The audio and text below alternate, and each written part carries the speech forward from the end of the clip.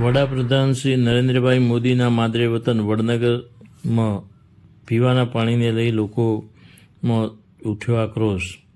વડનગર નગરપાલિકા દ્વારા ધરોઈ આધારિત પીવાના પાણીની વ્યવસ્થા રહેતા હાલ 2 દિવસથી પાણી ન આવતો હોબાળો મચ્યો છે।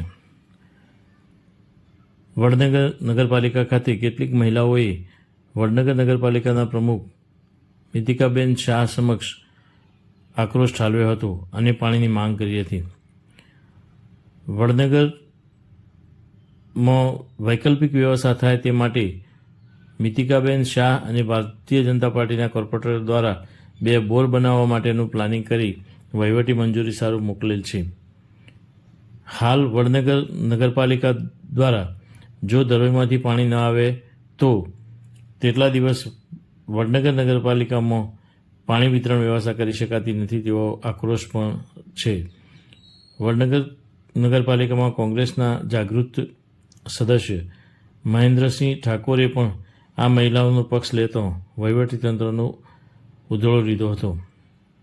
વડનગર નગરપાલિકા દ્વારા કાયમી ઉકેલ આવે તેવી લોકોની માંગ ઉઠી છે। Online TV news Farooq Memon Vadnagar. આજે મહિલાઓ દ્વારા ઉગ્ર ધોરણે રજૂઆત કરવામાં આવી પાણી સફાઈ બાબતે। હા, એટલે 2 દિવસથી ધરોઈથી આગળથી પાણી આવ્યું નહોતું, પાણીમાં પ્રોબ્લેમ હતો, તેઓ નળ લાઈન તૂટેલી હતી એટલે પાણી આપણા સુધી પહોંચ્યું નહોતું અને પાણી પહોંચ્યું પછી ફરી તૂટ્યું એટલે પાણી આવ્યું નહીં।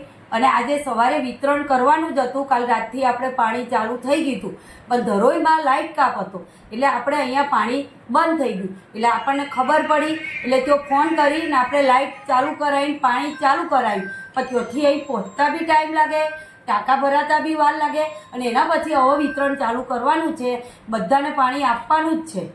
અને અત્યારે ઉનાળો છે એટલે સ્વાભાવિક છે તકલીફ બધાને પડે પણ હવે આપણી જોડે હાલ બીજી કોઈ વૈકલ્પિક વ્યવસ્થા નથી અને આપણે વૈકલ્પિક વ્યવસ્થાના ભાગરૂપે આપણે તાત્કાલિક ધોરણે 2 બોર બનાવવાના જ છીએ।